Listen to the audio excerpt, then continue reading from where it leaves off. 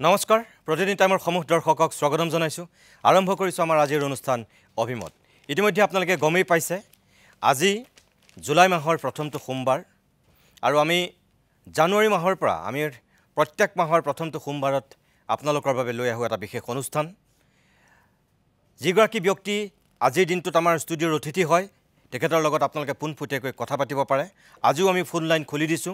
আপোনালোকে ফোন কৰিব পাৰিব আৰু আপোনালোকৰ মনৰ যি কথা হেয়া তেখেতৰ লগত পোনপটীয়াকৈ আলোচনা কৰিব পাৰিব প্ৰশ্ন সুধিব পাৰিব ডাক্তৰ জয়ন্ত দাস বিশিষ্ট মনোৰোগ বিশেষজ্ঞ আজি আমি ডিমেনচিয়া আৰু এলজাইমাৰক লৈ কথা পাতিম হততে শুনিবলৈ পোৱা দুটা শব্দ আৰু এই আমাৰ ৰাজ্যখনতো একাংশ মানুহৰ ঘৰত এতিয়া হয়তো এই ৰোগীৰ সংখ্যা ক্ৰমাগতভাৱে ভয়াবহ ৰূপত বৃদ্ধি পাবলৈ ধৰিছে আসলতে ডিমেনচিয়া আৰু এলজাইমাৰ একেই নে পৃথক কেনেকুৱা কাৰণত এই ৰোগত আক্ৰান্ত হয় মানুহ বংশগত নে পৰৱৰ্তী সময়ত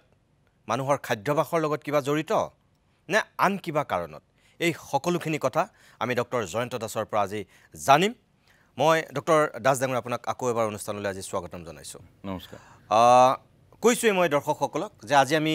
ডিমেনচিয়া আৰু এলজাইমাৰৰ কথা পাতিম মই প্ৰথমতে আপোনাক সুধিছো যে আমাৰ মানুহৰ ঘৰবিলাকত এতিয়া প্ৰায়ে শুনিবলৈ পোৱা যায় যে তেওঁ ডিমেনচিয়া হ'ল এনেকৈ কয় বা কিছুমানে কয় যে এলজাইমাৰত তেওঁ আক্ৰান্ত যিখিনি একদম সহজ সৰল সাধাৰণ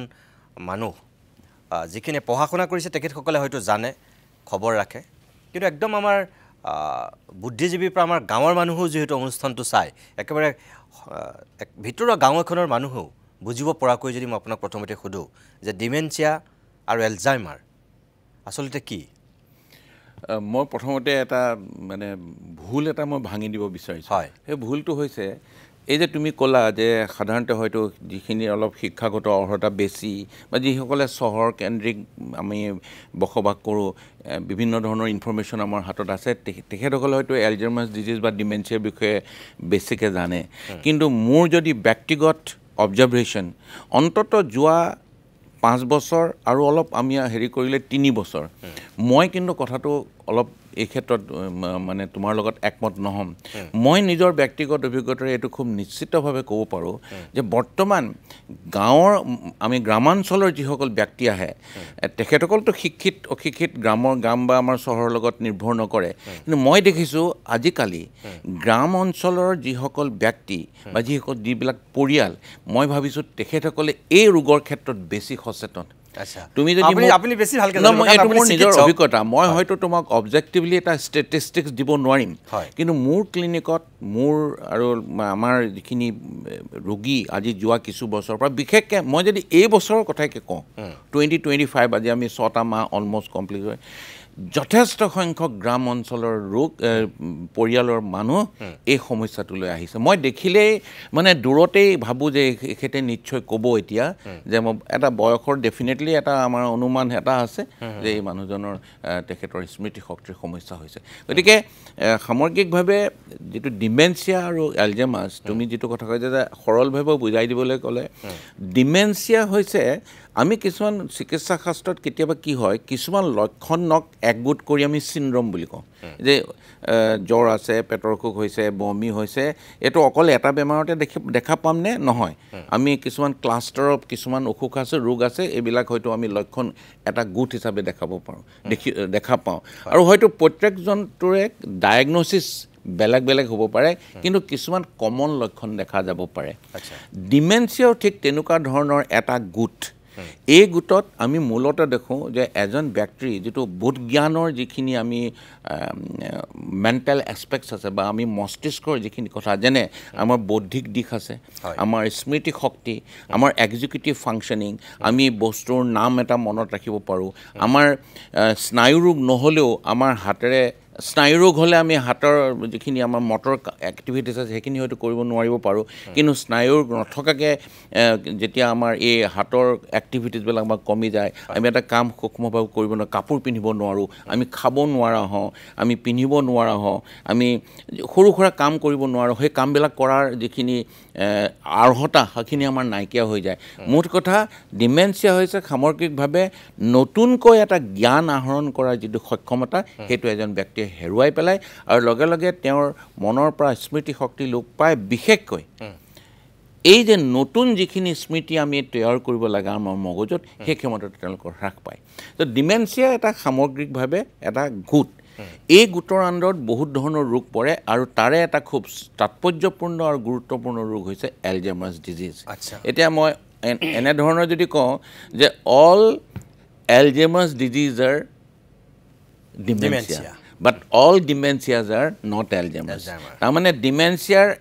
এক ধৰণৰ অসুখ হৈছে এলজাইমাৰ্ছ ডিজিজ 65% ডিমেনচিয়া এলজাইমাৰ্ছ ডিজিজৰ কাৰণে হ'ব পাৰি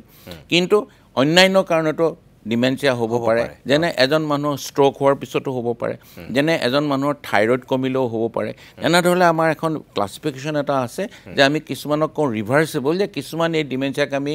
চিকিৎসা দি পেলাই হয়তো আমি ভাল কৰিব পাৰোঁ কিন্তু বেছিভাগকে আমি ভাল কৰিব নোৱাৰোঁ এক্সিডেণ্ট হেড ইঞ্জুৰি হোৱাৰ পিছতো এজন মানুহৰ ডিমেনচিয়া হ'ব পাৰে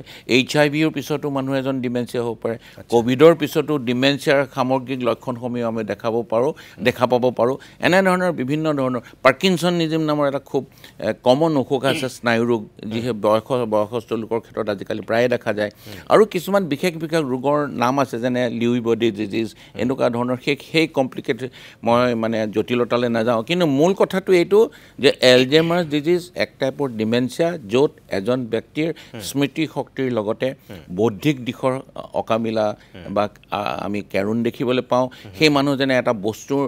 বস্তুতে হয়তো তেওঁৰ মনত এইটো আছে যে বস্তুতে কি কাম কৰে ধৰি লওক মই চশমাখন এজন যদি ব্যক্তিক দেখুৱাওঁ যাৰ এলজাইমাৰ্ছ ডিজিজ বা ডিমেনচিয়া হৈছে এইখন কি তেওঁ হয়তো ক'ব এইখন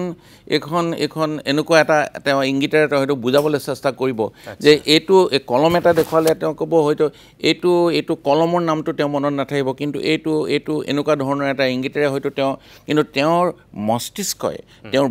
বোধ জ্ঞানে সেইটো যে কলম সেইটো যে চশমা সেই কথাটো মনত পেলোৱাৰ পৰা তেওঁক বিৰত ৰাখিব গতিকে এলজাইমাৰ্ছ ডিজিজ 65% ডিমেনচিয়াৰ কাৰণ হৈছে এলজাইমাৰ্ছ ডিজিজ এলজাইমাৰ্ছ ডিজিজ এটা স্পেচিফিক ৰোগ আৰু বৰ্তমান সমগ্ৰ বিশ্বতে ই এক ভয়াৱহ ৰূপ ল'বলৈ লৈছে আৰু আমাৰ ভাৰতবৰ্ষ এই ক্ষেত্ৰত আমি পিছ পৰি থকা নাই বৰঞ্চ ভাৰতবৰ্ষক অহা বাই 2040 এনেকুৱা এটা ইংগিত দিয়া গৈছে যে বৰ্তমান যিমান সংখ্যক এলজাইমাৰ্ছ ডিজিজ আছে বাই 2040 300% এস্কেলেশ্যন হ'ব প্ৰায় 300 গুণ এই ৰোগটো বাঢ়িব আমাৰ ভাৰতবৰ্ষত গ্ল'বেলিও বাঢ়িব কিন্তু ভাৰতবৰ্ষ হয় এইমাত্ৰ যে আপুনি ক'লে 300 গুণ বৃদ্ধি পাব ভাৰতবৰ্ষত বিশ্বজুৰি বাঢ়িব বুলি কৈছে কিন্তু এইটো কথা কওকচোন যে তাৰ কাৰণো চাগেতো বিশ্লেষণ কৰি পাইছে কি কাৰণত বৃদ্ধি হ'ব প্ৰথম কাৰণ এলজাইমাৰ্ছ ডিজিজ বা আজিকালি আমি ডিমেনচিয়া কিয় ইমান বেছিকৈ দেখিবলৈ পাইছোঁ প্ৰথম কাৰণটোৱে হৈছে যে যোৱা কিছু দশকৰ ভিতৰত সমগ্ৰ বিশ্বতে আৰু ভাৰতবৰ্ষতো বৃদ্ধ বয়সৰ মানুহৰ সংখ্যা অভূতপূৰ্বভাৱে বাঢ়িবলৈ ধৰিছে 60ৰ ঊৰ্ধৰ যিসকল ব্যক্তি সেইসকলৰ সংখ্যা ক্ৰমান্বয়ে সমগ্ৰ বিশ্বতে অনুপাতিক হিচাপে বাঢ়িবলৈ ধৰিছে আমাৰ এতিয়া আজি 2025ত আমাৰ ভাৰতবৰ্ষতে হয়তো 150 মিলিয়ন বৃদ্ধ বয়সৰ লোক আছে যিটো বাই 2050 এইটো প্ৰায় 2036 মিলিয়ন এনেকুৱা হ'ব এপ্ৰক্সিমেটলি এনেকৈ ধৰণে বাঢ়ি গৈ এনেকুৱা অনুপাতত বাঢ়ি গৈছে গড় আয়ুস বৃদ্ধি হোৱাৰ লগে লগে এই ৰোগটোক আমি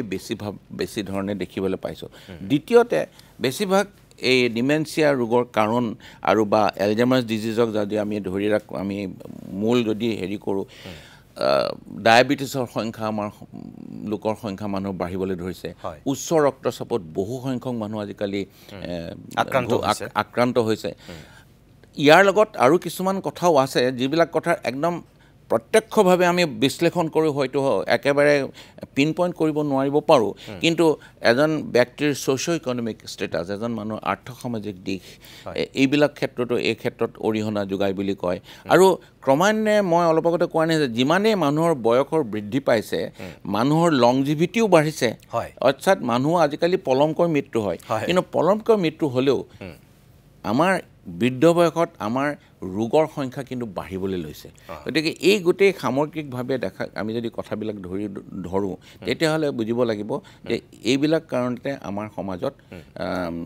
এই ডিমেনচিয়া বা এলজাইমাৰ ৰোগৰ আপুনি দীৰ্ঘদিন ধৰি যিহেতু চিকিৎসা সেৱা প্ৰদান কৰি আহিছে আপোনাৰ অভিজ্ঞতাৰ পৰা যদি মই সোধোঁ মানুহৰ মুখত সাধাৰণতে আমি শুনিবলৈ পোৱা হৈছোঁ এতিয়া যে ক'ভিডৰ পিছত ডিমেনচিয়া বোলে বেছি হ'বলৈ লৈছে সঁচা নে মিছা কথাটো একেবাৰে নহয় বুলিও মই নকওঁ এতিয়া মই আকৌ কৈছোঁ আমি মই হৈছোঁ এজন ক্লিনিচিয়ান মই এজন ৰিচাৰ্চ স্কলাৰ নহয় বা মোৰ ইয়াত গৱেষণা কোনো পদ্ধতিগতভাৱে গৱেষণা নাই কিন্তু এটা অবজাৰভেশ্যন আছে এজন চিকিৎসক হিচাপে অবজাৰভেশ্যনৰ অভিজ্ঞতা এতিয়া মোৰ অবজাৰভেশ্যনত এইটো কথা মই অকণমান আগতে ক'লোঁ যে যোৱা 3 বছৰ বুলি মই শব্দ এটা কৈছিলোঁ 5 বছৰ আৰু যোৱা 3 বছৰ আনকি এই বছৰ যদি ধৰোঁ আমি অনেক ৰোগী আমি পাইছোঁ আপুনি গ্ৰাম্যাঞ্চলৰ পৰা বহুত মই অকল চহৰেই নহয় যে গ্ৰাম্যাঞ্চলৰ পৰা বহুত পাইছোঁ আৰু এনেকুৱা ধৰণৰ ৰোগীৰ ক্ষেত্ৰত আমি যেতিয়া হিষ্ট্ৰীটো লওঁ ক'ভিড হৈছে এই কথাটো আমি সেই তাৰ এটা উত্তৰ পাওঁ গতিকে ক'ভিডৰ পিছত যদিও মোৰ হাতত বিজ্ঞানসন্মত তথ্য মই দিব নোৱাৰোঁ অবজেক্টিভ যিটো তথ্য দিব নোৱাৰোঁ কিন্তু মোৰ অবজাৰভেশ্যনে কয় হয় ক'ভিডৰ পিছতো অলপ বেছি ডিমেনচিয়াৰ হেৰি বৃদ্ধি পাইছে ঠিক আছে ধন্যবাদ মই ফোন লাইন খুলি থৈছোঁ যিহেতু ইতিমধ্যে দুগৰাকী ব্যক্তি আৰম্ভণিৰ পৰাই ৰৈ আছে গতিকে আমি ফোন অকণমান ধৰি লওঁ নেকি হয় ধৰক হয় মই কোনে কৈছে আৰু ক'ৰ পৰা কৈছে মই অকণমান জানিব বিচাৰোঁ আপুনি বহু সময় ৰৈ আছে দুখিত মই অকণমান তেখেতৰ লগত কথাখিনি পাতি ল'লোঁ আপোনালোকে শুনিলে আৰু এতিয়া আপোনালোকৰ প্ৰশ্ন মাজে মাজে মই ধৰিম আৰু তেখেতে উত্তৰ দিব হয় মই প্ৰথমটো ফোন ধৰিছোঁ আপুনি ক'ৰ পৰা কৈছে আৰু কোনে কৈছে মোৰ নাম মৃদুস্মিতা শৰ্মা হয় মই গুৱাহাটী জালুকবাৰীৰ পৰা ক'লোঁ কওক মোৰ মা বৰ্তমান ডিমেনচিয়াৰ মানে পেচেণ্ট আৰু তেওঁ মানে ট্ৰিটমেণ্ট চলি আছে এতিয়া মোৰ প্ৰশ্নটো হৈছে আচলতে মোৰ দুটা প্ৰশ্ন প্ৰথমতে তাৰমানে স্কিজোফ্ৰেনিয়া স্পেচিয়েলিষ্ট এজনক দেখুওৱা হ'ল আমি নাজানিছিলোঁ এই যে সাইকিয়াট্ৰিষ্টৰ স্পেচিয়েলাইজেশ্যন কিছুমান থাকে তো সেই স্কিজোফ্ৰেনিয়া স্পেচিয়েলিষ্টক দেখুৱাৰ ফলত মাৰ ডিগ্ৰেডেশ্যন হৈছিলে তাৰে পিছত আমি আকৌ এজন নিউৰো সাইকিয়াট্ৰিষ্টক যেতিয়া দেখালোঁ তেতিয়া তেওঁ বহুতখিনি এতিয়া ভাল পাইছে এতিয়া আমি সাধাৰণ মানুহখিনিয়ে ডিমেনচিয়া পেচেণ্ট এজনক কোনজন স্পেচিয়েলিষ্টৰ ওচৰত লৈ যাব লাগে সেইটোৰ বিষয়ে যদি অকণমান ইলাবৰেটলি কয় তেতিয়া আমি বহুতখিনি উপকৃত হ'ব পাৰোঁ আৰু মোৰ ছেকেণ্ড কুৱেশ্যনটো হৈছে এলং উইথ মানে মেডিকেশ্যন ঘৰত আমি কেনেকুৱা ধৰণে মানে যিহেতু আজিকালি নিউক্লিয়াৰ ফেমিলি গতিকে ল'ৰা ছোৱালী আমি চাকৰি সূত্ৰে বেলেগত থাকোঁ মা দেউতা অকলে থাকে তেনেকুৱা ক্ষেত্ৰত কেনেকুৱা ধৰণৰ আমি এক্টিভিটি হওক বা কেনেকুৱা ধৰণৰ এংগেজমেণ্ট আমি কৰিলে মানে পেচেণ্টজনৰ কাৰণে ভাল বা গোটেই এনভাইৰনমেণ্টটো মানে ভাল হৈ পৰিব পাৰে মোৰ এই দুটা আপুনি দুইটা প্ৰশ্ন খুব সুন্দৰ প্ৰশ্ন কৰিছে তেখেতৰ বয়স কিমান বাৰু 70+ ওকে থেংক ইউ আপুনি খুব প্ৰাসংগিক প্ৰশ্ন কৰিছে মই খুব সুখী হৈছোঁ আপুনি প্ৰশ্নটোৰ কাৰণে কিন্তু এইখিনিতে মই এটা প্ৰথম ভুল এটা ভাঙি দিব বিচাৰোঁ চাওক মেডিকেল শাস্ত্ৰত আমাৰ যি মানে যিসকল চিকিৎসা বিষয় আছে বিভিন্ন ধৰণৰ স্পেচিয়েলিষ্ট বিষয় আছে এটা বিষয় হৈছে স্নায়ু ৰোগ যিটো কয় নিউৰলজি আমি কওঁ এবিধ আছে নিউৰ'চাৰ্জন যি স্নায়ু ৰোগ সম্বন্ধীয় যি সেইবিলাকত অস্ত্ৰোপচাৰ কৰিব লগা হয় এইটো হৈছে আৰু আন এজন বিষয় আপোনাৰ বিশেষজ্ঞ হৈছে মানসিক ৰোগৰ চিকিৎসক মানসিক ৰোগৰ বিশেষজ্ঞ আপুনি যিটো সদায় এটা কথা ক'লে যে স্কিজোফ্ৰেনিয়া স্পেচিয়েলিষ্ট আসলতে মই জনাত কিন্তু স্কিজোফ্ৰেনিয়া স্পেচিয়েলিষ্ট বুলি কোনো এটা বিশেষজ্ঞ বা বিশেষ তেনেকুৱা ধৰণৰ ডিগ্ৰী বা তেনেকুৱা ধৰণৰ অৰ্হতাত নাই এজন মানসিক ৰোগৰ চিকিৎসকে স্কিজোফ্ৰেনিয়াও চিকিৎসা কৰে এজন মানসিক ৰোগৰ চিকিৎসকে অন্যান্য মানসিক বিষাদগ্ৰস্ততা বাইপলাৰ ডিজৰ্ডাৰ আৰু বিভিন্ন ধৰণৰ মানসিক ৰোগৰ চিকিৎসা শাস্ত্ৰৰ যিখন শ্ৰেণী বিভাগত যিখিনি ৰোগ পৰিছে সেইবিলাকক চিকিৎসা কৰে এতিয়া এই মানসিক ৰোগৰ চিকিৎসা বিভাগৰ যিখন ক্লাছিফিকেশ্যনত তাত ডিমেনচিয়াও অন্তৰ্ভুক্ত হৈ আছে আনহাতে ডিমেনচিয়া কেছটো বা এলজেমাৰ্ছ ডিজিজ এটা ৰোগ এজন ৰোগীক আমি এজন মানসিক ৰোগৰ চিকিৎসকে চিকিৎসা কৰাৰ লগতে কেতিয়াবা আমি স্নায়ুৰোগ এজন বিশেষজ্ঞৰো আমি পৰামৰ্শ ল'ব লগা হয় আৰু কেতিয়াবা আমি সমন্বয় এক যোগসূত্ৰ ৰাখি নিউৰলজিষ্ট আৰু সাইকিয়াট্ৰিষ্ট দুইজনে কেতিয়াবা চিকিৎসা কৰিব লগা হয় এজন ডিমেনচিয়া বুলি যদি এটি পৰিয়ালে যদি তেওঁৰ আত্মীয় স্বজনক চিনাক্ত কৰে যে এই তেওঁৰ মেমৰিৰ আমি ডিষ্টাৰবেন্স দেখিছোঁ স্মৃতি শক্তি অলপ তেওঁৰ খেলিমেলি হৈছে কথাবিলাক অলপ ভুলকৈ ক'বলৈ লৈছে এতিয়া অতীতৰ কথাবিলাক মনত আছে কিন্তু নতুনকৈ যিবিলাক ঘটনা সেইবিলাক তেওঁ পাহৰি গৈছে তেওঁ একেটা কথাকে কেইবাবাৰ ৰিপিট কৰি কৈ আছে বা সুধি আছে তেনে ক্ষেত্ৰত আপোনালোকে বা মই সমগ্ৰ শ্ৰোতাসকলৰ কাৰণে এইটো ক'ব বিচাৰিছোঁ যে নিউৰলজিষ্ট এজনৰ ওচৰলৈও লৈ যাব পাৰে আৰু এজন সাইকিয়াট্ৰিষ্টৰ ওচৰলৈও লৈ যাব পাৰে এতিয়া নিউৰলজিষ্ট এজনে তেখেতৰ নিজস্ব এটা এপ্ৰ'চ আছে তেখেতে সেই ৰোগীজনক যিখিনি বিধিগত যিখিনি ইনভেষ্টিগেশ্যন কৰিব লাগে বেছিক ইনভেষ্টিগেশ্যন কিছুমান কৰিবই লাগিব সেইখিনি তেওঁ কৰি পেলাই তেওঁ নিজস্বভাৱে চিকিৎসা দিয়াৰ লগতে যদি ভাবে যে এই ব্যক্তিজনক এজন মানসিক ৰোগৰ চিকিৎসকৰো আমি এটা পৰামৰ্শ ল'ব লাগে তেতিয়া তেওঁলোকে তেওঁ সেই যোগসূত্ৰটো বান্ধি দিয়ে আৰু ঠিক তেনেদৰে এজন মানসিক ৰোগৰ চিকিৎসকৰ ওচৰলৈ আহিলে যদি সাইকিয়াট্ৰিষ্টৰ ওচৰলৈ এজন আহে তেতিয়া সেই সাইকিয়াট্ৰিষ্টজনৰ একেই দায়িত্ব যে এই ৰোগীজনক যদি এটা নিউৰলজিকেল ইভালুৱেশ্যন লাগে বা নিউৰলজিষ্ট এজনৰ লগত যদি পঠিয়াব পাৰে নহয় মোৰ যিটো প্ৰেক্টিচিং এপ্ৰ'চ এজন মোৰ ওচৰলৈ যদি প্ৰথমবাৰৰ কাৰণে আহে তেখেতক মই যিখিনি বেছিক ইনভেষ্টিগেশ্যন আছে সেইখিনিক মই তেওঁক পৰামৰ্শ দিয়াৰ উপৰিও মই এটা নিউৰলজিকেল ইভালুৱেশ্যন কৰাওঁ সেইটো মোৰ বেছিক এপ্ৰ'চ আৰু সেই নিউৰলজিষ্টৰ লগত মই কথাও পাতোঁ যে মই এনেকুৱা এটা কেছ পঠাইছোঁ এইখিনি কথা তুমি কি পালা তেনেকৈ 2-3গৰাকী নিউৰলজিষ্টৰ লগত মই সেই সমন্বয়টো ৰাখোঁ গতিকে কোনো ধৰণৰ কনফিউজন হ'ব নালাগে যিকোনো এজনৰ ওচৰলৈ নিব পাৰে এই ক্ষেত্ৰত কোনো আমাৰ মানে এটলিষ্ট এজন চিকিৎসক হিচাপে এই ক্ষেত্ৰত আমাৰ কোনো দাবী নাই যে অকল মানসিক ৰোগৰ চিকিৎসকৰ ওচৰলৈ আনিব লাগে আনকি ফাণ্ডামেণ্টেলি বেচিকেলি ধৰি লওক এজন ব্যক্তিৰ এনেকুৱা ধৰণৰ লক্ষণসমূহ দেখা পালে ৱাই নট প্ৰথমে এজন মেডিচিন বিশেষজ্ঞৰ লগত পৰামৰ্শ কৰিব পাৰে এজন মেডিচিন বিশেষজ্ঞই তেখেতক চালে হাই ব্লাড প্ৰেছাৰ ইত্যাদি আৰু এটা কথা সুধিছিল আপোনাক কিন্তু আপোনাৰ যিটো দ্বিতীয় প্ৰশ্ন সেইটো আৰু প্ৰাসংগিক যে আমি ঘৰখনত সেই মানুহজনক কেনেধৰণৰ কেয়াৰ ল'ম প্ৰথম কথা হৈছে যে তেখেত এজন অসুস্থ ৰোগী বহুত সময়ত বহুত পৰিয়ালৰ এনেকুৱা ধৰণৰ এটা ধাৰণা হয় যে কিছুমান কথা মানুহজনে কৰোঁ বুলি কৰিছে নেকি বাৰু কিছুমান কাম এনেকুৱা ধৰণৰ কাম এটা তেওঁ ভুল কৰে বহুত সময়ত মানুহ অতিষ্ঠ হৈ যায় ঘৰৰ মানুহ কাৰণ ডিমেনচিয়া বা এলজেমাৰ্ছ ডিজিজৰ এতিয়াও আমি কওঁ এইটো হৈছে প্ৰগ্ৰেছিভ ডিজিজ কাৰণ এই ৰোগটো ক্ৰমান্বয়ে বাঢ়ি যায় আমাৰ হাতত এতিয়াও কোনো ধৰণৰ এনেকুৱা ধৰণৰ ঔষধ নাই যি ঔষধৰ দ্বাৰা আমি ৰোগটো একেবাৰে নিৰাময় কৰি দিব পাৰোঁ সম্পূৰ্ণৰূপে ভাল কৰি দিব পাৰোঁ সেই বিধান আমাৰ হাতত এতিয়াও নাই বা বিজ্ঞানৰ হাতত এতিয়াও আহি পৰা নাই কিন্তু যিখিনি বিজ্ঞানে আমাক এতিয়া হাতত তুলি দিছে সেইখিনিৰ আমি চিকিৎসা আৰম্ভ কৰোঁ ঠিকেই কিন্তু লগতে ঘৰৰ মানুহৰ শুশ্ৰূষা আৰু তেওঁলোকৰ যিখিনি আমি কেয়াৰ গিভিং সেইখিনি আটাইতকৈ অতি গুৰুত্বপূৰ্ণ সেই ক্ষেত্ৰত ঘৰৰ মানুহৰ ধৈৰ্য অতি প্ৰয়োজনীয় তেখেতে যিবিলাক কাম কৰে সেই কথাবিলাকক সঘনাই খুব বেছি শুধৰাই থাকিবলৈও যত্ন কৰিব নালাগে যে এইটো ভুল বা তেখেতক মনত পেলাই দিব নালাগে যে এইটো ভুল হৈছে এইটো এনেকুৱাহে হ'ব লাগিছিলে এইটো কথা কিয় কৈছা এইটো কথা ক'ব নালাগিছিলে বা বাৰে বাৰে যেতিয়া এটা কথা কয় বোলে ক'ত তুমিতো এইটো অলৰেডি ইতিমধ্যে মোক 2-3বাৰ ক'লাই আকৌ কিয় কৈছা এনেধৰণে তেওঁক প্ৰতিটো কথাতে তেওঁক এণ্টাগনাইজ কৰি থাকিব নালাগে দ্বিতীয় কথা তেওঁৰ যিটো পৰিৱেশ তেওঁ যিখিনি পৰিৱেশত থাকে সেই পৰিৱেশটো যিমান পাৰি সিমান ফেমিলিয়াৰ পৰিৱেশ কৰি ৰাখিবলৈ চেষ্টা কৰিব লাগে তেওঁ যাতে পৰিচিত ৰুম পৰিচিত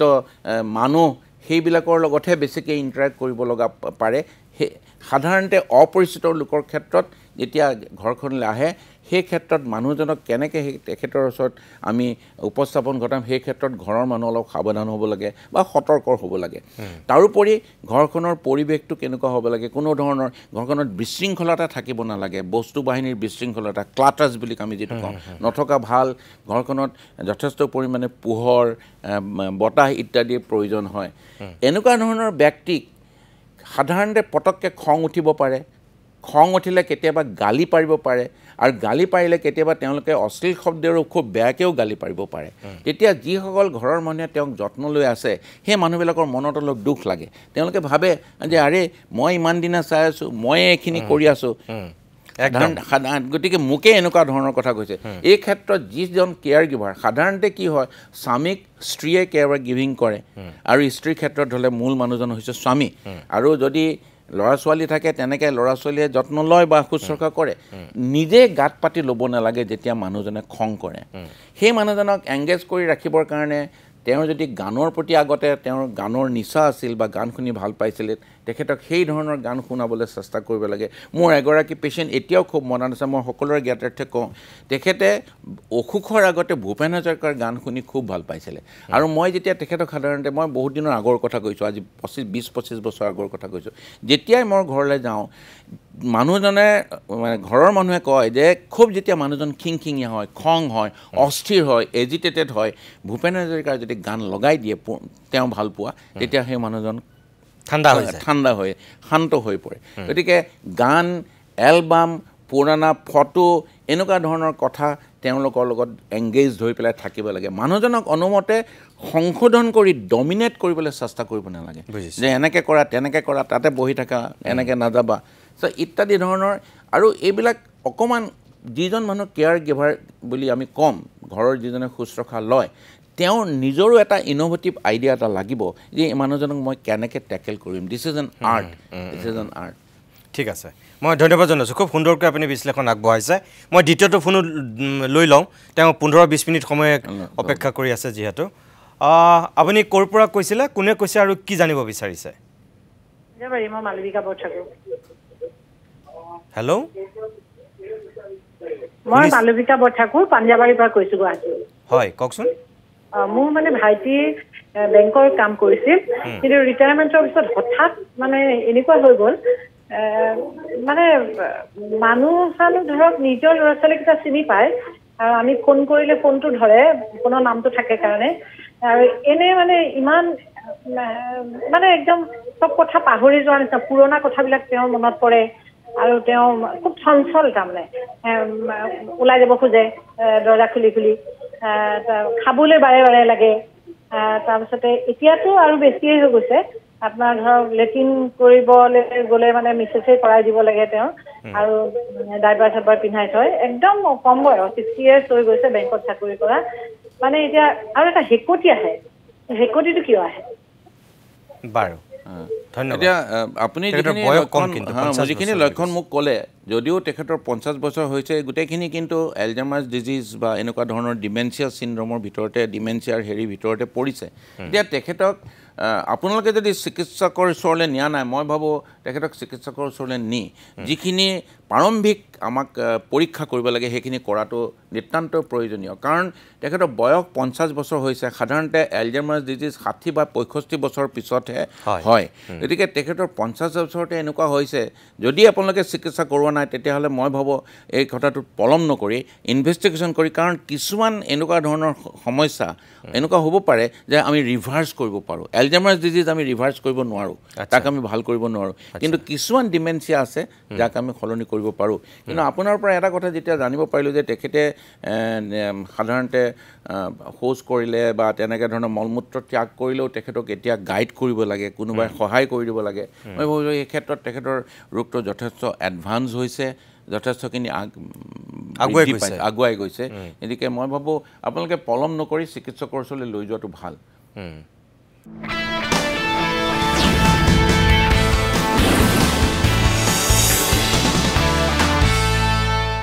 ইতিমধ্যেই আপোনালোকে গমেই পাইছে আজি আমি ডক্টৰ জয়ন্ত দাস ডাঙৰীয়াৰ লগত কি কথা পাতিছোঁ ডিমেনচিয়া আৰু এলজাইমাৰ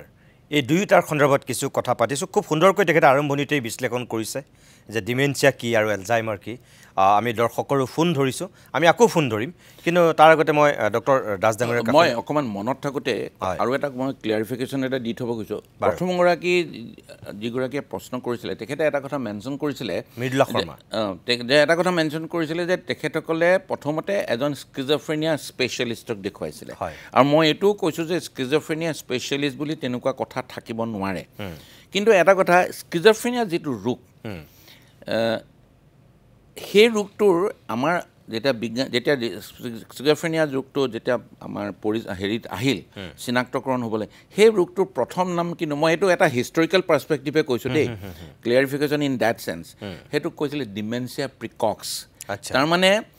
স্কিজফ্ৰেনিয়া ৰোগটো কেতিয়াবা এনেকুৱা যেন লাগিছিল মই ঠিক হিষ্টৰিকেল আৰম্ভণিৰ কথা কৈছোঁ আমাৰ মানসিক ৰোগৰ চিকিৎসাৰ আৰম্ভণিৰ ক্ষেত্ৰত কৈছিলোঁ যে এনেকুৱা লাগিছিল প্ৰিকক্স মানে তোমাৰ কম বয়সতে যেন তেওঁৰ মেমৰি স্মৃতি শক্তি লোপ পাইছে কিন্তু পিছলৈ এই নামটো স্কিজফ্ৰেনিয়া হ'ল আৰু এজন ক্ৰনিক স্কিজফ্ৰেনিক পেচেণ্ট স্কিজফ্ৰেনিয়া এটা ক্ৰনিক ডিজৰ্ডাৰ আৰু ইউজুৱেলি স্কিজফ্ৰেনিয়াৰ চিকিৎসা সাধাৰণতে দীঘলীয়া যদি এজন ব্যক্তিৰ স্কিজফ্ৰেনিয়াত আক্ৰান্ত হ'লে তেওঁ যদি প্ৰথম অৱস্থাৰ পৰা চিকিৎসাটো খুব নিয়মিতভাৱে কৰে তেতিয়াহ'লে হয়তো দীঘলীয়া আমি হেৰি কৰিব পাৰোঁ আমি কম বয়স যেতিয়া এজন যদি চিকিৎসা অনিয়ম হয় বা যিকোনো কাৰণতে যদি সেই মানুহজন ক্ৰনিক হৈ যায় তেওঁৰ অসুখটো যদি বহুত পুৰণি হৈ যায় তেওঁ শেষৰ বয়সৰ ফালে তেওঁ still he will remain as a schizophrenia তেওঁ স্কিজফ্ৰেনিক হৈ থাকিব তেতিয়া তেওঁৰ কিছু ক্ষেত্ৰত এই ডিমেনচিয়াৰ চিমটমছ আমি দেখা পাওঁ গতিকে আপোনাৰ মই মৃদুলা শৰ্মাই সুধিছিলে নেকি আপুনি যদি এতিয়াও শুনি আছে যে আপুনি এইটো কথা হেৰি কনফিউজ নকৰিব স্কিজফ্ৰেনিয়া আৰু ডিমেনচিয়া দুইটা বেলেগ সমস্যা কিন্তু এজন ক্ৰনিক স্কিজফ্ৰেনিক পেচেণ্টৰো শেষৰ ফালে আৰু তেওঁ যদি বয়স বৃদ্ধি পায় তেওঁৰ ডিমেনচিয়াৰ হয়তো আমি কিছুমান লক্ষণ দেখা পাব পাৰোঁ কিন্তু স্কিজফ্ৰেনিয়া স্পেচিয়েলিষ্ট বুলি কোনো কথা নাই তুমি কিবা এটা মই দুজন ফোন লাইনত আছেই কিন্তু তেখেতসকলৰ কাষলৈ যোৱাৰ পূৰ্বে মই এটা কথা আপোনাক সুধি লৈছোঁ আপুনি ক'লে যে মই মানে সুধিব বিচৰা প্ৰশ্নটো আছিল যে বয়সৰ কিবা কথা আছে নেকি আপুনি অলপ আগত ক'লে যে 60 পৰা 65 এনে 65 বুলি ক'লে 65 বছৰ বয়সত আমি এলজাইমাৰ্ছ ডিজিজ হ'লে আমি হেৰি কৰিম যে বয়সটো কিমান হৈছে 65 এলজাইমাৰ্ছ ডিজিজ হ'ব কিন্তু তাৰো কিছুমান ব্যতিক্ৰম হ'বলৈ আৰম্ভ কৰিছে আজিকালি এতিয়া মই সেইটোকে আপোনাক সুধিব বিচাৰিছোঁ এই মানে এতিয়া যে মহিলাগৰাকীয়ে ক'লে পাঞ্জাবাৰীৰ পৰা তেখেতৰ ভায়েক 50 বছৰহে হৈছে এতিয়া মই সেইটো ব্যতিক্ৰম এই ক্ষেত্ৰত যে 60ৰ ক্ষেত্ৰতো আমি এইটো 60 বছৰ বয়সত এজন মানুহ এনেকুৱা ধৰণৰ চিমটম লৈ আহিলে আমি এলজাইমাৰ্ছ ডিজিজ বা হেৰি ডায়েগনচিছ কৰিম কিন্তু কিছু ক্ষেত্ৰত দেখা যায় খুব ৰেয়াৰলি যে আমি কম বয়সতো আজিকালি এইটো আমি অসুখ নোপোৱা নহয় মোৰ নিজৰ ব্যক্তিগত ধৰণৰ মই 45-48ৰ ব্যক্তিৰ মানুহৰ ক্ষেত্ৰতো এলজাইমাৰ্ছ ডিজিজৰ লক্ষণ পোৱা চিকিৎসা কৰিছোঁ গতিকে হ'ব পাৰে ব্যতিক্ৰম আপুনি কিমান কম বয়সৰ আহিছে মই ক'লোতো মোৰ এজন পেচেণ্ট মনত পৰিছে এতিয়া কথাটো ওলোৱাৰ কাৰণে তেওঁৰ বয়স 45-48 আছিলে এগৰাকী মহিলা আছিলে মোৰ মনত পৰিছে এতিয়া মই নিজেও প্ৰথমে বহুত ভাবিবলৈ লগা হৈছোঁ মই অন্য নিউৰলজিষ্টৰো মই আলোচনা কৰিছোঁ ক্ৰছ আমি ৰেফাৰেল কৰিছোঁ চাইছোঁ যিখিনি পৰীক্ষা কৰিব লাগে ঠিক আছে গতিকে ব্যতিক্ৰম নোহোৱা নহয় বুজি পাইছোঁ কিছুমান দেশত এনেকুৱা ধৰণৰ কথা আছে বহুত দীঘলীয়া হ'ব এইখিনিলৈ নাযাওঁ খুব কম বয়সৰ এলজাইমাৰ্ছ ডিজিজ থকাও কিছুমান দেশ উদাহৰণ আছে বাৰু মই ফোনটো ধৰোঁ তেতিয়াহ'লে দুটা ফোন আছে হয় আপুনি কোনে কৈছে ক'ৰ পৰা কৈছে আৰু কি জানিব বিচাৰিছে ছাৰ নমস্কাৰ মই ৰাজীৱ বৰুৱাৰ বিষয়ে ক'লোঁ যোৰহাটৰ পৰা ক'লোঁ যোৰহাটৰ পৰা কওক যোৰহাট দহমাহ চুকৰ পৰা ক'লোঁ ভাল বাৰু আৰু মোৰ ঠিকনাটো একো নাই মই এজন কলেজৰ এছ'চিয়েট প্ৰফেচৰ হয় খোমটাই কলেজ অসমীয়া বিভাগ হয় আপোনাৰ আপুনি টিভিটোৰ পৰা আপুনি টিভিটোৰ চাউণ্ডটো কমাই লওক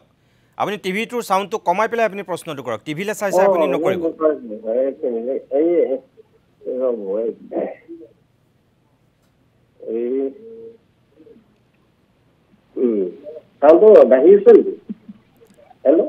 হয় আপোনাৰ মাতটো ইকো হৈ আছে আপুনি সেইকাৰণে টিভি চাউণ্ডটো এতিয়া শুনিছেনে এতিয়া শুনিছোঁ কওক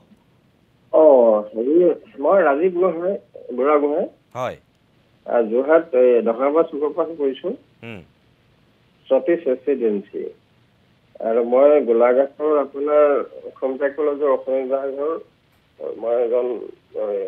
শিক্ষক। বাৰু মই ছাৰক পাইছোঁ। মোৰ এতিয়া বৰ্তমান বয়স এই 59। কিন্তু মই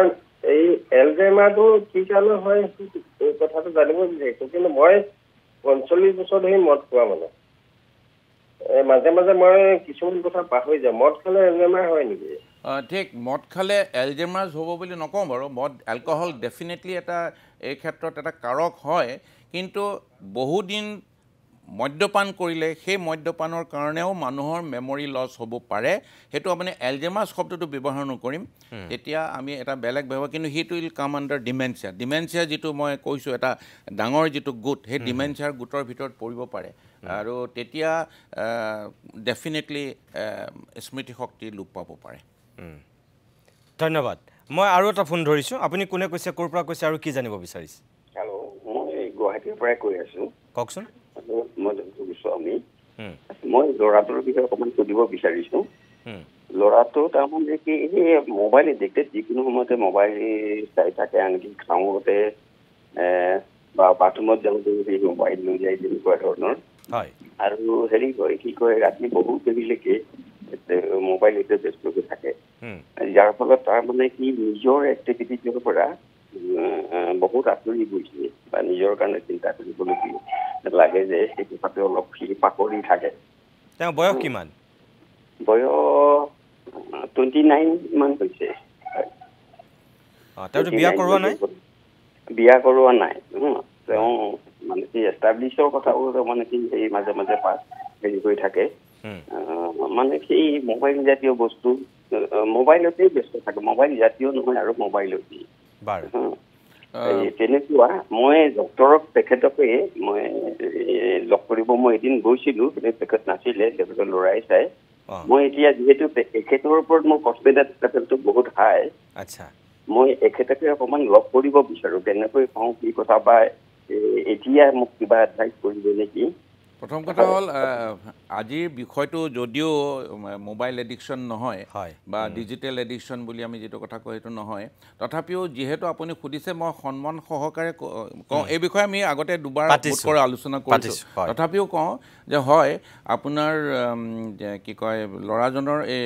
মোবাইল এডিকশ্যন হৈছে। আৰু মোবাইল এডিকশ্যনটো যিকোনো এডিকশ্যন, যিকোনো নিচাযুক্ত দ্ৰব্যৰ ব্যৱহাৰৰ কাৰণে যিখিনি মস্তিষ্কৰ পৰিৱৰ্তন আহে, তাৰ ফলত যিখিনি আসোৱাহ আমি দেখোঁ, তেওঁৰ ব্যৱহাৰ, তেওঁৰ ৰুটিন, কাম কাজ ইত্যাদি ইত্যাদি সকলোবিলাক অন্যান্য নিচাযুক্ত দ্ৰব্য ব্যৱহাৰৰ ক্ষেত্ৰত যিখিনি দেখা পাওঁ, আমি এনে মোবাইল এডিকশ্যনৰ ক্ষেত্ৰতো দেখা পাওঁ। এতিয়া মই অকণমান এটা কথাত অলপ হেজিটেট কৰিছোঁ যে মোক কেনেকৈ লগ পাব, কি লগ পাব, মই এই টিভিৰ যোগেদি ক'ব খোজা নাই। আপুনি মোক গৈছিলে, মই দুৰ্ভাগ্য যে মই সেইদিনাখন নাই। গতিকে এই কথাখিনি মই ভাবোঁ আমি নপতাই ভাল হ'ব। তাতেই লগ পাব, য'ত আপোনাৰ ল'ৰাক লগ পাইছিলে তাতেই লগ পাব। মই আপোনাক সহায় কৰিব পাৰিলে খুবেই ভাল পাম, কিন্তু মই ভাবোঁ ঠিক এই টিভিৰ যোগেদি মোক ক'ত লগ পাব এই কথাটো মই ক'ব নোখোজোঁ। অলপ আপুনি এই ক্ষেত্ৰত মোক অকণমানো আপুনি বেয়া নাপাব। মই এইটো এটা বুজি পাইছোঁ, এটা এথিক্স মেইনটেইন কৰি পেলাই তেখেতে আচলতে ক'ব বিচৰা নাই। মই কিন্তু আপোনাৰ ল'ৰাজনৰ চিকিৎসা কৰিলে, ময়ে হওক বা মোৰ ল'ৰাই হওক বা অন্য যিকোনো মানসিক ৰোগৰ চিকিৎসকে হওক কৰিলে, মোৰ খুব দৃঢ় বিশ্বাস যে এই সমস্যাটোৰ পৰা পৰিত্ৰাণ পাব পাৰিব। আৰু তেওঁক এটা আমি যিখিনি তেওঁক লৈ সমস্যা হৈছে, তেওঁৰ কোনো ধৰণৰ সংস্থান হোৱা নাই, তেওঁৰ হয়তো মানসিক বিষাদগ্ৰস্ততা লগতে আছে, ফ্ৰাষ্ট্ৰেশ্যন হৈ আছে তেখেতৰ। হয় হয়, মই আপোনাক এইখিনিয়ে এতিয়া পৰামৰ্শ দিলোঁ যে আপুনি নিৰাশ নহ'ব, ইয়াৰ উপায় আছে, মই সেইখিনিকে কৈছোঁ। আৰু মই ভাবোঁ যে আপুনি যেনেকৈ তেখেতক বিচাৰি আহিছিল, তেনেকৈ বিচাৰি আহিয়ে আপুনি লগ পাব। তেখেতে তাতকৈ একো ক'ব বিচৰা নাই। ধন্যবাদ জনাইছোঁ মই আপোনাক।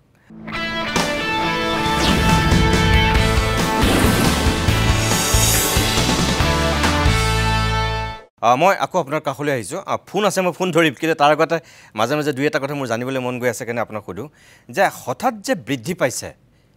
কিয় ইমান বাঢ়িছে বুলি ভাবে? মই এইটো এটা কথা ক'লোঁ যে যে যিহেতু লংজিভিটি বাঢ়িছে, বৃদ্ধ লোকৰ সংখ্যা বাঢ়িছে। হয়, নহয় নহয়, এই সৰুলৈকে যে আহিছে, তাৰমানে মই বয়সৰ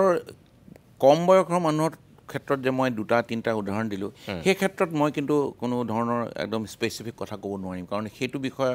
অধ্যয়ন মই নিজেও কৰা নাই আৰু সৰু ক্ষেত্ৰত কিন্তু হয় অবজাৰভেশ্যনত যে আমি যিটো আমাক 65 কাট অফ ইয়াৰ দুই এটা কেছ আজিকালি এনেকুৱা পাওঁ বা পাইছোঁ মই এটা কথা ক'লোঁ যে আমি 45-47 বছৰ বয়সৰ এগৰাকী মহিলাকো পাইছোঁ গতিকে কিন্তু এটা কথাটো যেতিয়া ওলাই যায় ডিমেনচিয়া বা এলজাইমাৰ্ছ ডিজিজ কিন্তু এলজাইমাৰ্ছ ডিজিজৰ কথালৈ আহিলে মহিলাৰ ক্ষেত্ৰত কিন্তু আমি অলপ বেছি পাওঁ পুৰুষৰ তুলনাত এলজাইমাৰ সেইটো কাৰণ একেই ইটছ ৰিলেটেড টু লংজিভিটি মহিলা সাধাৰণতে কোৱা যায় যে সাধাৰণতে নাৰীৰ পুৰুষতকৈ নাৰীৰ জীৱন অলপ দীঘলীয়া আৰু এটা কথা এইখিনিতে আছে আকৌ কৈছোঁ যে এই কথাবিলাক বিভিন্ন ধৰণৰ ষ্টাডি পৰ্যায়ত আছে কোনো ধৰণৰ এতিয়াও কনক্লুচিভ হোৱা নাই কাৰণ এলজাইমাৰ্ছ ডিজিজৰ ইণ্টাৰেষ্টিং কথাটো হৈছে কি এলজাইমাৰ্ছ ডিজিজ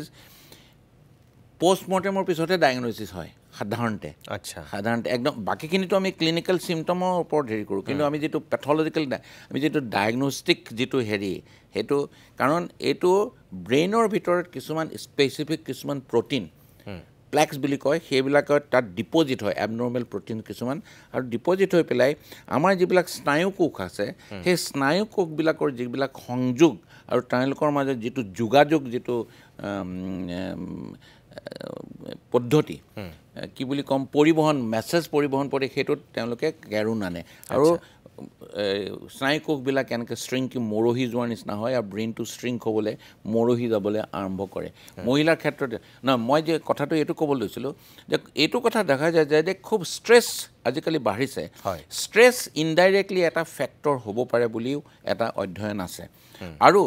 বিষাদগ্ৰস্ততা বাঢ়িছে এই বিষয়ে আমি ইয়াতেই কেইবাটাও প্ৰগ্ৰাম কৰিছোঁ বিষাদগ্ৰস্ততাও বাঢ়িছে বিষাদগ্ৰস্ততাও যদি আমি সময় হিচাপে আমি চিকিৎসা নকৰোঁ আমি এৰি দিওঁ চিকিৎসা নকৰি সেইবিলাক ব্যক্তিও ভালনাৰেবল হৈ পৰে ডিমেনচিয়া ডেভেলপ হ'ব পাৰে আৰু অন্যহাতে লাইফষ্টাইল ডিজিজবিলাক ক্ৰমান্বয়ে বাঢ়িবলৈ লৈছে লাইফষ্টাইল ডিজিজ বঢ়াৰ কাৰণ হৈছে আমাৰ সেইখিনি বিষয়েও বোধকৰোঁ আমি এবাৰ ষ্ট্ৰেছ ৰিলেটেড যিবিলাক সমস্যা বাঢ়িছে এতিয়া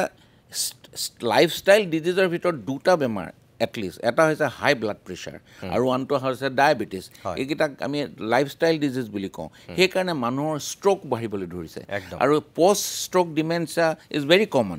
ষ্ট্ৰ'কৰ পিছত ডিমেনচিয়া মেমৰি লছ এইবিলাক চিণ্ড্ৰম আমি দেখিবলৈ পাওঁৱেই নিউৰলজিকেল ডিজঅৰ্ডাৰ নিউৰ'ডিজেনেৰেটিভ ডিজঅৰ্ডাৰ বুলি কওঁ মই এটা মাত্ৰ উদাহৰণ দিব বিচাৰিছোঁ পাৰ্কিনছন ডিজিজটো কেনেকুৱা বৃদ্ধ বয়সত দেখা যায় যে তিনিটা ইয়াৰ মানে থাকে এটা হৈছে ট্ৰেমৰ হাত ভৰিবিলাক কঁপিবলৈ আৰম্ভ কৰে আনটো হৈছে পভাৰ্টি অফ মুভমেণ্ট অৰ্থাৎ হাত ভৰিবিলাক যেনেদৰে চলাচল কৰিব পাৰিব লাগে তেনেদৰে চলাচল নকৰে আৰু তোমাৰ কি কয় ৰিজিডিটি এটা হাত মই হাতখন এনেকৈ কৰিছোঁ আঙুলিবিলাক এনেকৈ কৰিছোঁ মোৰ ভৰিটো এনেকৈ কৰিছোঁ মোৰ ইয়াত কোনো ধৰণৰ মই জড়তা অনুভৱ কৰা নাই যেতিয়া পাৰ্কিনছনিজম যেতিয়া হয় তেতিয়াহ'লে হাত ভৰিত জড়তা আহে আমাৰ হাত ভৰিত এনেকৈ ট্ৰেমৰ হয় হাত ভৰিবিলাক কঁপিবলৈ আৰম্ভ কৰে স্পেচিফিক এটা কঁপনি হয় যিটোক আমি পিল ৰলিং মুভমেণ্ট বুলি কওঁ এই যে এটা পিল যেনে হাতত যেনেকৈ এনেকুৱা ধৰণৰকৈ কওঁ এতিয়া এই পাৰ্কিনছনিজমবিলাকো আজিকালি ক্ৰমান্বয়ে বেছি ছাৰফেচড হৈ আহিছে বুজি পাইছোঁ পাৰ্কিনছনিজমৰ লগত আমি ডিমেনচিয়া পাওঁ দ্যাট ইজ নট এলজাইমাৰ্ছ ডিজিজ গতিকে এলজাইমাৰ্ছ ডিজিজ মই কোৱাৰ দৰে 65% এলজাইমাৰ্ছ ডিজিজ কিন্তু বাকী বিভিন্ন কাৰণত আমাৰ এই ডিমেনচিয়া হ'ব পাৰে এইবিলাক কথা ক্ৰমান্বয়ে বাঢ়িছে সমাজত আপুনি কৈছে এই কথাখিনি তথাপিও মই সুধিছোঁ যে ক'ৰবাত বংশগতভাৱে কিবা ইয়াৰ প্ৰভাৱ ক'ৰবাত নহয় এলজাইমাৰ্ছ ডিজিজটো এটা বংশগত আছে মই এলজাইমাৰ্ছৰ কথা কৈছোঁ নট অল ডিমেনচিয়াছ দেই এলজাইমাৰ্ছ ডিজিজত বংশগত ভালনাৰেবিলিটি থাকিবই আছে কিন্তু নট নেচেচাৰিলি যে কাৰোবাৰ যদি বংশগত নাই তেওঁৰ নহ'ব সেই কথাটো হেৰি কৰিব নোৱাৰি কিন্তু বংশগত হেৰি থাকিলে ভালনাৰেবিলিটি ভংগুৰতা হ'ব নেকি অসমীয়াটো ভংগুৰতা সেই ফেমিলিটোত বেছি হ'ব ভালনাৰেবল বেছি হ'ব আৰু বংশগত আমি দেখা সেইকাৰণে এলজাইমাৰ্ছ ডিজিজ হ'লে আমি সাধাৰণতে এইটো প্ৰশ্ন সোধোৱেই যে আপোনালোকৰ পৰিয়ালত কাৰোবাৰ মা দেউতাৰ ফালত বা মামাৰ ঘৰৰ ফালত বা খুৰা বৰদেউতাৰ ফালত কাৰোবাৰ আছে নেকি গতিকে এই ক্ষেত্ৰত লগে লগে আৰু এটা প্ৰশ্ন আহে যদি এটা পৰিয়ালত বংশগতভাৱে এলজাইমাৰ ডিজিজৰ আমি বুৰঞ্জী পাওঁ তেতিয়াহ'লে পৰিয়ালৰ লোকসকলে কেনেকুৱা ধৰণৰ ব্যৱস্থা বা কেনেকুৱা ধৰণৰ পদক্ষেপ ল'লে এইটো প্ৰিভেণ্ট কৰিব পাৰিব একদম সেই প্ৰশ্নটো এইটো কথা কাৰণ সেইটো আমি কমনলি পাওঁ ধৰি লওক ল'ৰা এজনে নিজৰ দেউতাকক বা মাকক আনিছে আৰু তেওঁ ইতিমধ্যে অনুভৱ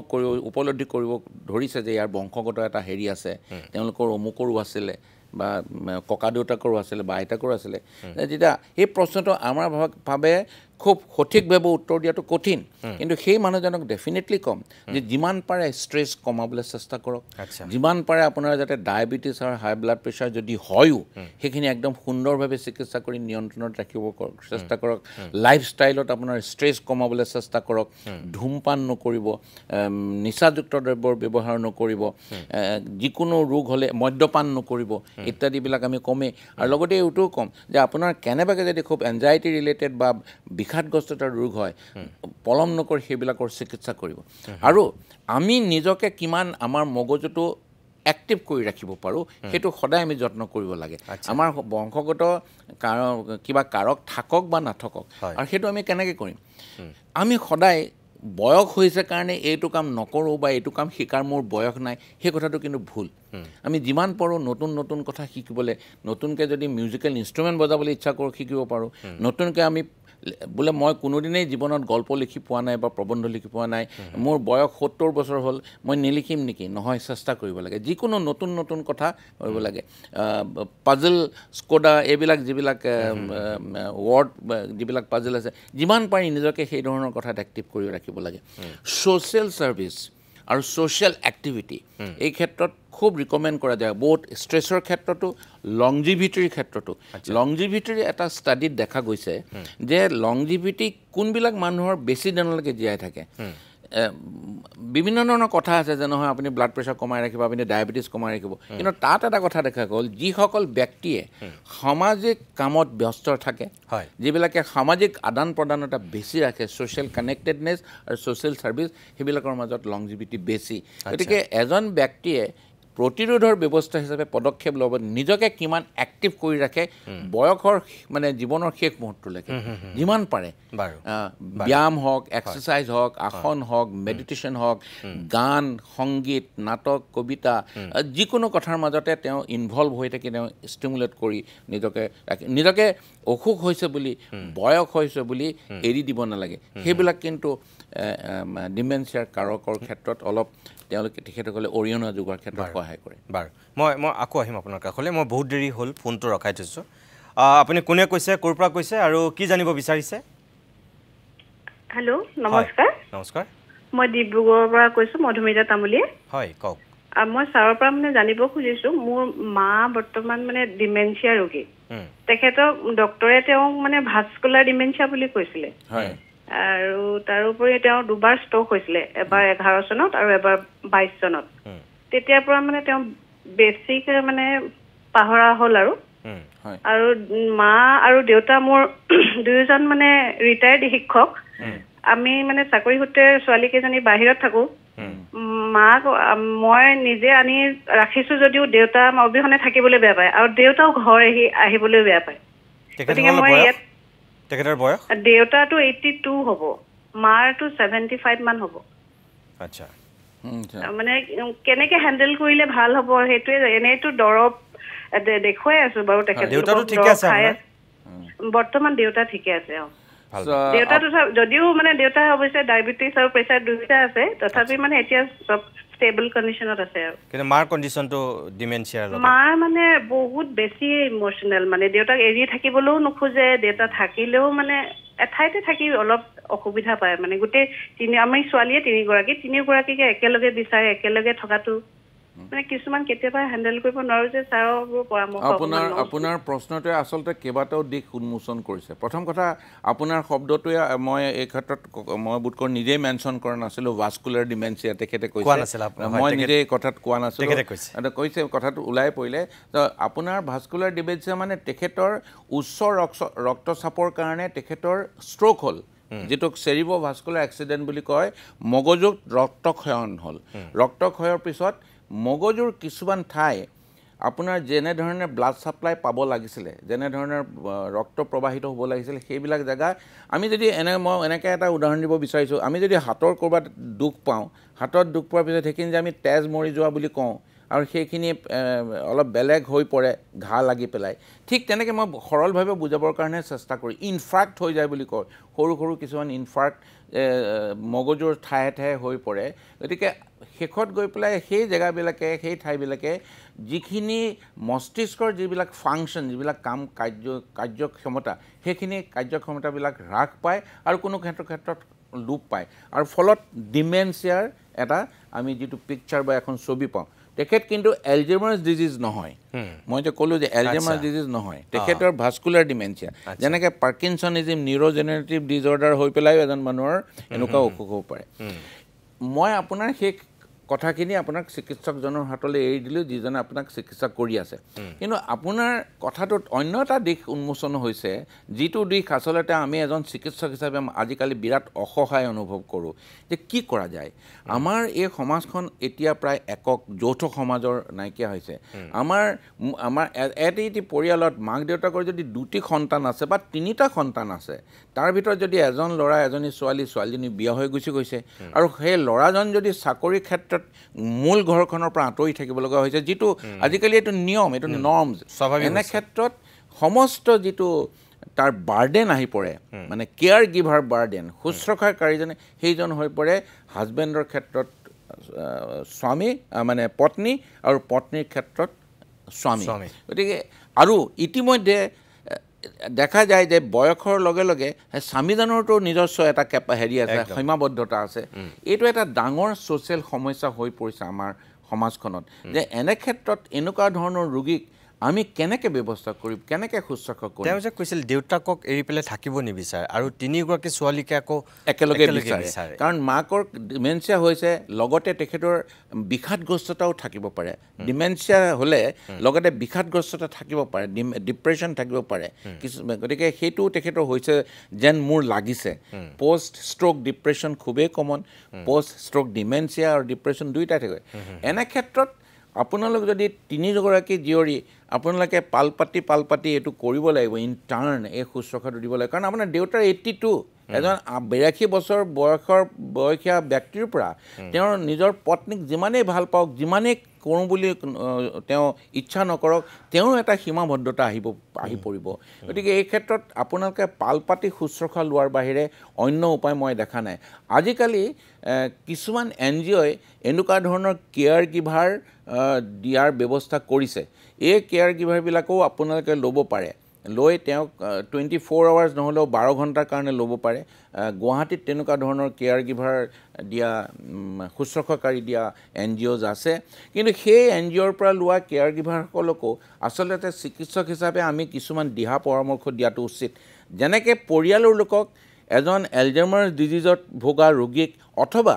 আমি ডিমেনচিয়া ৰোগৰ ভোগীক কি কৰিব লাগে কি কৰিব নালাগে আমি কিছুমান পৰামৰ্শ দিওঁ ঠিক তেনেদৰে পৰিয়ালৰ হৈ পেলাই যেতিয়া এজন কেয়াৰ গিভাৰকাৰী শুশ্ৰূষাকাৰী তেওঁ হ'ব পাৰে প্ৰফেশ্যনেল শুশ্ৰূষাকাৰী তেখেতকো আমি কিছুমান কথা বুজাই দিয়াটো উচিত এই কথাখিনি বিহিত ব্যৱস্থা কৰিব পাৰে মই মাত্ৰ আপোনাক এইটোৱে ক'ব পাৰোঁ আপোনালোকে যদি কোনোবা শুশ্ৰূষাকাৰীক বিচাৰ কৰি উলিয়াব পাৰে বা ল'ব পাৰে তেতিয়াহ'লে তেখেতক মোক আপোনালোকে যদি যোগাযোগ কৰে মই সেইখিনি যিখিনি দিহা পৰামৰ্শ লাগে সেইখিনি মই নিশ্চয়কৈ দিম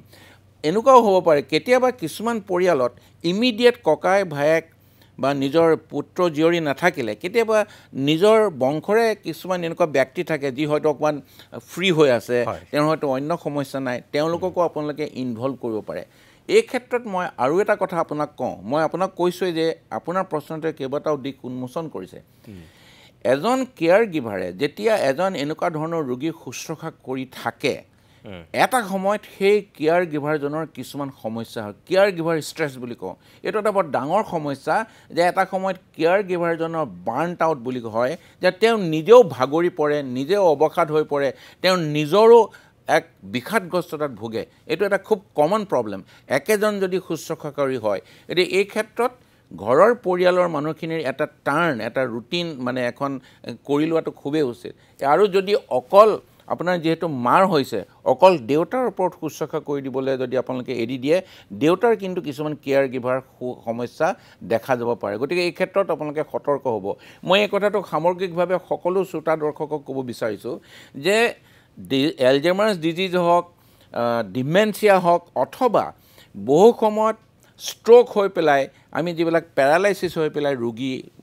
বিছনাত পৰি থাকিব লগা হয় তেখেতসকলক যেতিয়া আমি ঘৰৰ মানুহে শুশ্ৰূষা দিওঁ যদি এজনৰ ওপৰত এই শুশ্ৰূষা দিয়াৰ যিটো দায়িত্ব আহি পৰে তেতিয়াহ'লে শুশ্ৰূষাকাৰীজনৰ যথেষ্ট সমস্যাৰ সন্মুখীন হ'ব পাৰে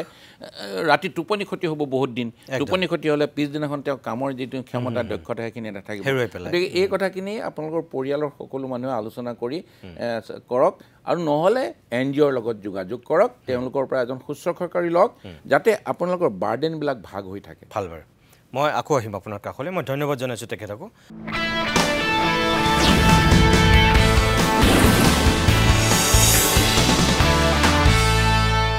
প্ৰিয় দৰ্শকসকলক আপোনালোকক এটা কথা আমি আগতেও কৈছোঁ আৰু আজিও কওঁ যে আপোনালোকে যিসকলে মোক ব্যক্তিগতভাৱে ফোন কৰি আছে আপোনালোকৰ মই আজি ফোন ধৰিবও নোৱাৰোঁ বা কোনো ধৰণৰ উত্তৰ দিয়াটো সম্ভৱ নহ'ব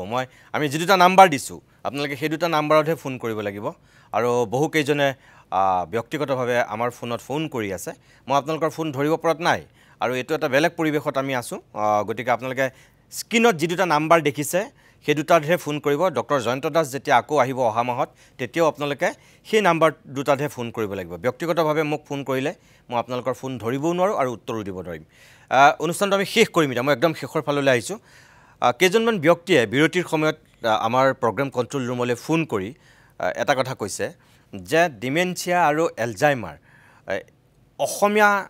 ইয়াৰ যেটো ৰূপান্তৰ অসমীয়া শব্দ কি মানে কিছুমানে হয়তো ধৰিব পৰা নাই আচ্ছা ডিমেনচিয়া মই আগতে কৈছোঁ এটা সামগ্ৰিক কিছুমান লক্ষণৰ গোট হিচাপে আমি এই শব্দটো কিছুমান ৰোগ তাৰ ভিতৰত পৰে ডিমেনচিয়া এটা চিনড্ৰম বুলি ধৰা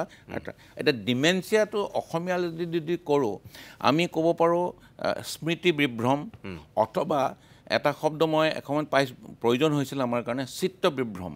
তেনেকৈ হ'লেও আমি ক'ব সমাৰ্থক হিচাপে ক'ব পাৰোঁ আৰু আজিকালি একেবাৰে সাধাৰণ ভাষাত চাগে পাহৰা শক্তি স্মৃতি শক্তিৰ লোপ পোৱা স্মৃতি শক্তিৰ কিন্তু অকল যে স্মৃতি শক্তি লোপ পোৱাই এই বেমাৰটোত ডিমেনচিয়াত সেইটো হৈছে মই আগতেও কৈছোঁ যে স্মৃতি শক্তি নতুনকৈ যিটো স্মৃতি তৈয়াৰ কৰিব লাগে সেই শক্তিটো নাথাকে তাৰমানে পুৰণা স্মৃতি অটুট থাকে তেওঁ কোন চনত মেট্ৰিক পঢ়িছিলে কোনখন স্কুলত পঢ়িছিলে তেওঁৰ সহপাঠী বন্ধু এজনৰ নাম কিন্তু অলপ আগতে ভাত খালে সেই কথাটো তেওঁ মনত ৰাখিব নোৱাৰিব পাৰে বা খালে কিন্তু খাওঁতে কি খালে সেই কথাখিনি মনত ৰাখিব নোৱাৰিব পাৰে আৰু ঘৰৰ মানুহকো যে চিনি নোপোৱা হৈছে তাকে কৈছোঁ আৰু লগে লগে তেওঁৰ অকল যে স্মৃতিৰ শক্তিৰে লোপ পায় সেইটো নহয় লগতে তেওঁ এটা বস্তুৰ নাম কি নাম ক'ব নোৱাৰা হয় মানুহৰ নামটো তেওঁ সম্বন্ধটো পাহৰি যায় তেওঁ নিজে কিছুমান কাম কৰিব পৰা কাৰ্যক্ষমতা লোপ পায় তেওঁ বিচাৰ বিবেচনা কৰা শক্তি লোপ পায় তেওঁ নিজে যিখিনি কথা জাজমেণ্ট কৰিব পৰা যিটো বৌদ্ধিক দিশ সেইবিলাক লোপ পায় গতিকে স্মৃতি শক্তি তাৰ লগত এটা আৰু এলজাইমাৰটো মই আগতে ক'লোঁ যে অল এলজাইমাৰ ডিজিজ আৰ সেইটো ক'লে অল ডিমেনচিয়াছ আৰ নট এলজাইমাৰ এতিয়া এই এলজাইমাৰ ডিজিজৰ অসমীয়া আমি কৰিব নোৱাৰোঁ কাৰণ এলজাইমাৰ হৈছে এটা নাম এজন ব্যক্তিৰ নাম যিজন ব্যক্তিয়ে এই ৰোগটো আৱিষ্কাৰ কৰিছিলে বা চিনাক্ত কৰিছিলে সেইটো 1901 চনত কৰিছিলে আৰু 1910 চনত তেওঁৰ নাম আছিলে এলয়ছ এলজাইমাৰ এজন ব্যক্তিৰ নাম আৰু সেই নামেৰে এই ৰোগটো এটা বিশেষ ৰোগ যিটো ৰোগত এজন ব্যক্তিৰ মগজুত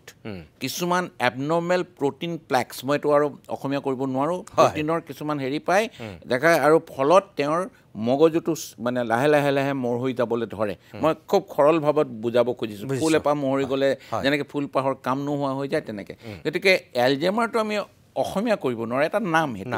গতিকে এজন যেনেকৈ কিছুমান নামেৰে আমি বিজ্ঞানৰ কিছুমান আমি